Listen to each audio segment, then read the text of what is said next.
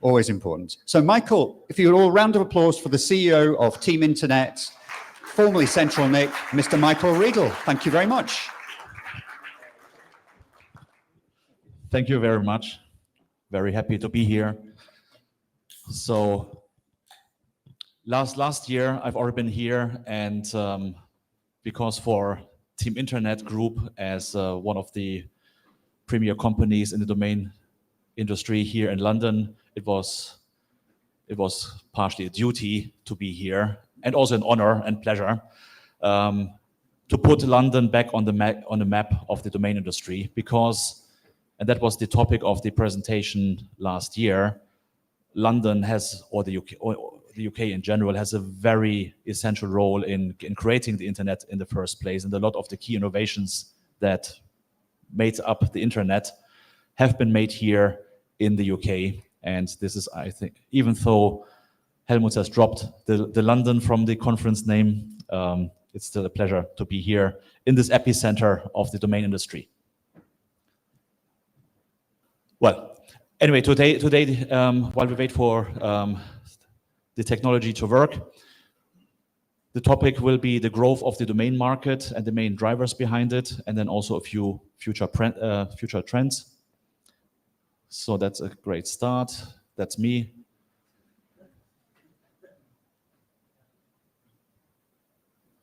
Right. So so the three topics today are first a snapshot of the different trends in the top-level domain market, the business impact of trending technology, and then finally a future outlook. So on the slide here, you actually see the top 10 top-level domains as of today, and here for .com we even had to put this small break in here because else it would be off the charts. And when I saw this slide, when my team had put it together, I recognized there is no new top-level domain on this slide. And that's a bit a pity, because we have seen points where top-level domains like XYZ or .icu have actually crashed the 6 million domain names under management barrier, which would have put them on this map. Let's see whether we can get back there one time. But today the market is pretty much dominated by .com, .net, and then the largest top-level domains in the world. And we will now explore a little bit how the growth of this industry works. So here's a growth chart, and as you can tell, the growth has slowed down a little bit. We had this high phase here in 2015, and today, but in the last 12 months, we had a growth of 5.8 million domain names, which of course sounds like a lot, and yet it is only 1.6%, less than the growth of global GDP. So we all together have a mission to accelerate the growth of the domain industry. And on the next few slides, we will actually see what have been the main drivers of this growth. And one of the big drivers were actually the new top-level domains. New top-level domains is, of course, a very contemporary topic. The last icon round has been in 2012. That's 12 years ago. And so we're all very excited about the next icon round, which hopefully will then happen in 2026. No pressure.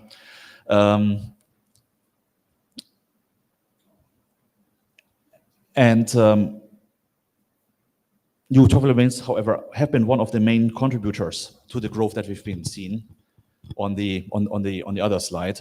Actually, when you look at the total growth of 5.8 million domain names in total, you actually see that the growth contribution of NTLDs was more than that 5.8 million domains. So without new top-level domains, the total global domain count would have been in decline. And some said in the early days of the pandemic, new top-level domains are dead, the numbers are dropping. without any bottom, but we've then seen this trough somewhere in late 2021, early 2022, and ever since domain names have again increased the count by more than 10 million. So I would still say new topic domains are a clear success, and we can't wait for the opportunity to create more of them. A big challenge to the growth in numbers of new topic domains is, however, renewal rates. Renewal rates for new topic domains are still relatively small. A part of that is that new topic domains have been particularly popular in China, and in China, domain names play a very technical role because every shop needs them to operate with apps like WeChat, Alibaba, and others. However, the domain name doesn't appear anywhere. It never becomes visible to the user. So the owner couldn't care less about the quality of the string. So they just throw it away and take a new one if there's another offer that saves them a few cents. We don't have data that really eliminates the China impact on the renewal rates. Without that Chinese phenomenon, the renewal rates would probably look way better than they do. But it is clearly one of the major challenges that we need to get the renewal rates of new topic domains to similar levels as we see them for the classical ComNet, org, or older CCTLDs, where you would normally see renewal rates, even in the first year, north of 60%. So NTLDs are then the new kids on the block. CCTLDs, however, have a hard day. So we've seen that the total count of CCTLDs has peaked out somewhere during the pandemic and has since been in decline. So currently there should be a minus, but there's a small arrow that gives away there's actually downward trend. So actually the number of CCTLDs is dropping at a rate of 1.4% per year. Reasons could be that some people choose cheaper new top-level domains as a replacement. People who want to target not a country but a city now have options to go for city TLDs, for example. The average price point of CCTLDs is also relatively high at 9.7 euros, which is translated into dollars about $11. So there's still opportunities to get .coms at the same price point. And on the other hand, there's one advantage to CCTLDs. Just like Mark Twain said, they don't make them anymore. So the set of CCTLDs is pretty much limited unless there would be any new countries. CCTLDs are the shortest choice with only two letters, and therefore I think it would be great if we can re-stimulate this market and drive growth also in new top level in CCTLDs. There is one exception to this downward trend, though, which is quasi-generic CCTLDs. And the most prominent example here is certainly .ai. AI is the country code for the British Overseas Territory of Anguilla. And obviously, as you can see here, we had a very nice upward trend already, going to 118,000 domain names, and Team Internet Group has been selling .ai domain names for at least a decade now. But of course, the popularity of ChatGPT, published by OpenAI, has given a dramatic boost to the numbers, and we are now standing at almost 4 times the count that we had at the end of 2022, and that is despite an almost prohibitively high price tag in the triple-digit dollar area, which for most other top-level domains would completely price them out of the market. But .ai is not the only example. Also, other repurposed top-level domains like .io, which could resemble input or output, or 1 and 0 being digital. IO is the actual ccTLD for the British Indian Ocean territories. But it has been very much adopted by a lot of companies. Also here, .io sells like hotcakes, or even .co as a hip alternative to .com, being actually for Colombia. But many companies take this topic up, and we believe that we will see more adoption of new top-level domains and ccTLDs, in particular these quasi generic ccTLDs, because users want the right SLD for their business, and they don't want to compromise with a lot of hyphens, adding numbers, or similar things, which you today need to do if you're going to the .com space, unless you're prepared to pay aftermarket prices, which could then very quickly go to the thousands, or in some cases, even into the $1 million bandwidth. So that was the overview on the top-level domain market. We're now going to address a few upcoming technologies. So the internet is moving away from the static web, the web 1.0, to the web 2.0, the interactive web, which has been very much forged by social media. And people talk a lot about of social media. I think the real information here is user-generated content. Before there was a monopoly or a gate by big media companies who basically controlled the flow of information, and that monopoly has been broken up by social media. Today, everyone can be a publisher and publicize the content that they want. However, after 2 must come 3. So the trend is there towards Web 3. I know that there will be a few addresses in the next 2 days also on this topic.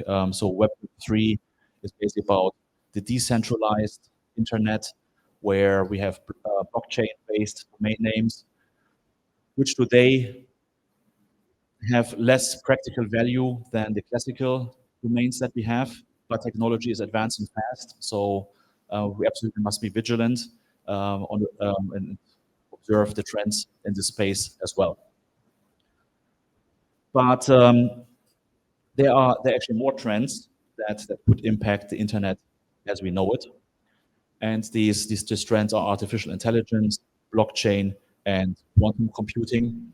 So with artificial intelligence, we're not only seeing increased registration numbers for .ai, we're also seeing increased adoption to produce content with AI, content farms popping up. Blockchain is also more than just crypto domains. Blockchain has potential to transform and reform many industries that are today worked based on paper contracts.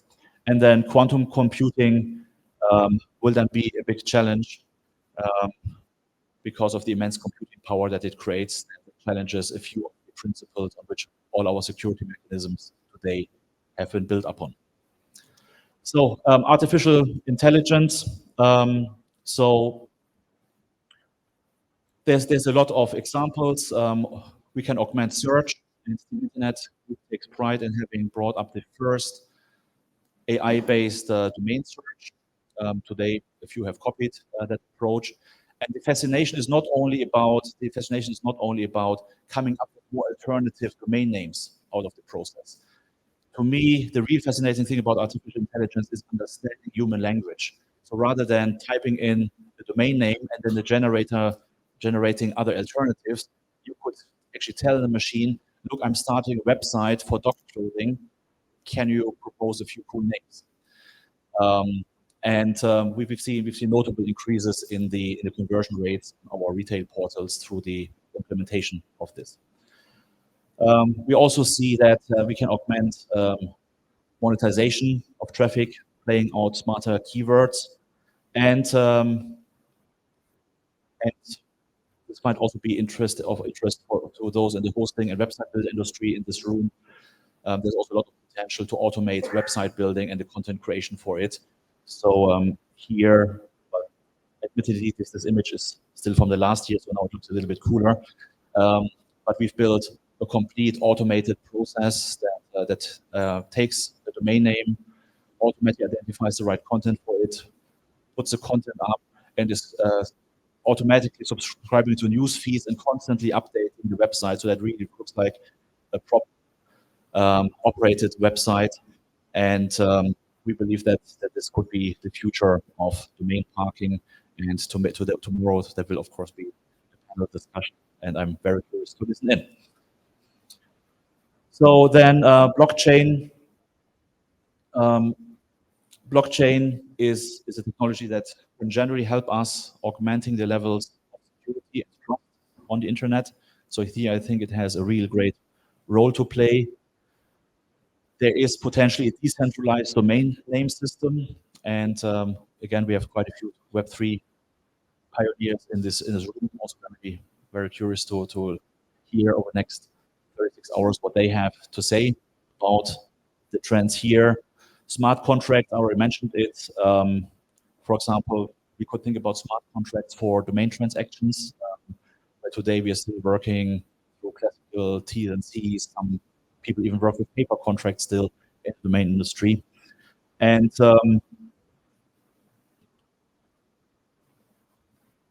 already last year, when Lars Jensen presented one of his latest products, you're also seeing that blockchain can also be used for domain transfers to basically speed them up. And I'm expecting to learn a lot about these new opportunities in the next 2 days. So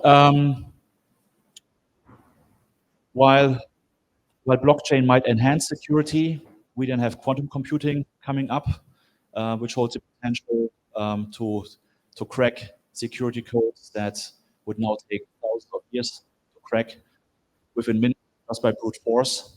So very obviously, we need to advance to quantum computing proof security mechanisms, else we will be in dire straits very, very quickly. But on the other hand, it also generates or creates more computational power that we could then again use for having even more enhanced security mechanisms. But in short, no one can basically rest on their laurels just because you think your security mechanisms today are up to date. Just expect that very soon they will be completely outdated, and we step up to keep all the domain names of our customers secure in their wallets. So future outlook. What new challenges are we facing as an industry, and how can we use the technology and our multi-stakeholder approach to overcome them? This conference is already one of the mechanisms for which we can overcome it. So here we have very business-minded people in the room, and yet I can was so kind to send delegates who basically build the connection. And I think this is very important that we as industry players who have a very profit-driven mindset engage with policy, also with politics, with technology to stay on top of the trends. And how better to do it than on conferences? I think everyone has missed conferences during the 2 pandemic years. And it's not a big surprise to me that it didn't take long after the end of the pandemic that all the domain conferences were resurrected very quickly. And as I see the full ranks, there's hardly any chair empty anymore. And that's maybe a more generic truth than just for the domain industry. Communication is absolutely essential, whether you are in the car or telecommunications or business messaging, looking at Mr. Connectivity. Let us all talk together. I'm looking forward to another 36 hours of engaging conversations with all of you. And I now wanted to keep a few minutes at the end of my time slot for any questions that you might have. Thank you.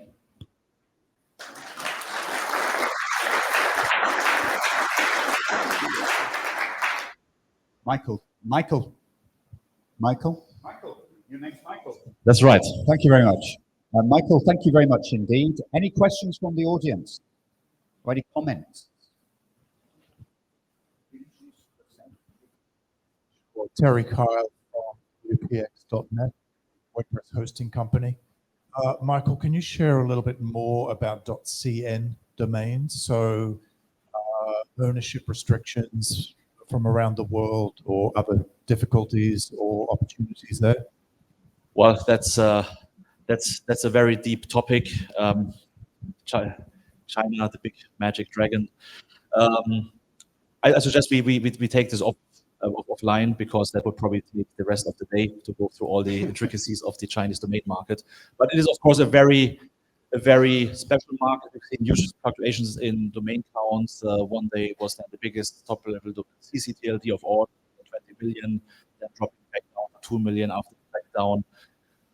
And simply the unreliability of regulation around .cn has driven a lot of the Chinese market into new top-level domains. However, other than in the first few years of new top-level domains, when the Chinese market completely dominated new top-level domains, these days are over. Today, the West is conquered back hegemony over a new top-level domains.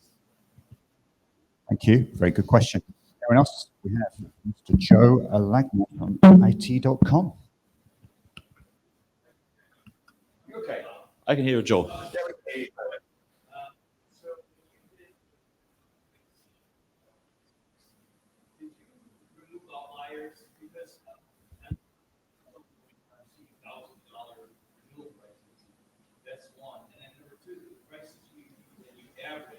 Are they first-year only prices, or are those Well, you point to a very interesting topic, which is premium domains. As far as I remember, what my team did here for me is they took the retail renewal prices into consideration, and whereas the price that shows like registration for $1 to $2 for new top-level domains, that's mostly reserved to the new registration market. But here comes the challenge that I was speaking about, in particular in China, and I would even say the larger Asian market, where domain names are just used as a technical element in the super apps. They couldn't care less about the string, and they would just throw them away. If they rather than renew it for $3, they will just take a new one for $1, because it doesn't play any role in the business process other than technical role to connect with Alibaba, WeChat, or other apps. Thank you. Any other Joe. questions? We've got 2 or 3 minutes. Mr. Nigel Hickson from the Department of Science, Innovation and Technology, British government. Thank you very much. No, I just have one question, if I may, on blockchain, and perhaps it might be covered later in the week, of course, in other sessions. I mean, you mentioned some of the attributes of it, but from your position as being very close to the market, I just wondered where you see the demand coming from. I mean, clearly there's a lot of talk, there's a lot of speculation, but are you seeing interest? Do people phone you up? Well, perhaps people don't phone these days, but people message you about it. Thanks. Yeah. So I think the general public is not very well aware of this. So I would still say it's pretty much a topic driven by either people coming from the blockchain and crypto industry, or by avant-garde thinkers in the domain industry. And Today, a domain name has a unique quality, which is that every domain name is unique. It can never exist twice. And this is why it's an important identity element on the internet. And these blockchain domain names challenge that principle, because here in principle, there could be hundreds of Amazon.coms, which makes it on the one hand dangerous, and on the other hand, it makes it also rather impractical. Who wants a domain name where you don't know to which Amazon.com to go? And today, this is the main limitations why I think this doesn't lift off. However, thinking a little bit out of the box, there are companies which are, I think, today not in this room, who could actually challenge our beloved setup of ICANN-controlled domain names. Just imagine the next generation of the Chrome browser just automatically supports Web3 domain names and starts to resolve them. You still have the problem of the conflict, what we call conflict resolution in this industry, basically to avoid that, so that there's not two Amazon.coms. However, unless the DOJ takes action, given that Chrome and Google as the main search engine are under common ownership, the same group could just say, we will resolve this, and we will just show the Amazon.com that has the best content in our opinion. And I wouldn't see why Google wanted to do that, but theoretically they would probably be the only company on this planet who would have the power to quickly overcome this, based by just saying, look, the next Chrome browser resolves blockchain domain names, and we'll take care of the conflict resolution by using our search engine, basically telling you what Amazon.com you should go to. It sounds a very Machiavellistic plan, and who knows? I think it's quite unlikely that Chrome will still belong to the same group as the search engine in a few years. Well, of course, no one knows how this antitrust case against Alphabet will end, but all scholars are basically agree that Google search engine, Android the operating system, Chrome the browser must be separated, whether there will be any other interventions to be seen. And we also see that basically the combination of controlling the browser market and controlling the search engine market maybe puts a little bit too much power into one single hand. That one company could single-handedly transform entire industries. And but again, at this stage is only a speculative scenario what one could do with the power that Google holds. We've got time for one very short question. No? Okay, no problem. So to keep things on time, thank you very much indeed for your questions. Keep them coming. This is all about dialogue and open discussion with everyone. So thank you. Yes, thank you, everyone, and I'm still around the next 2 days. Thank you. Thank you so much.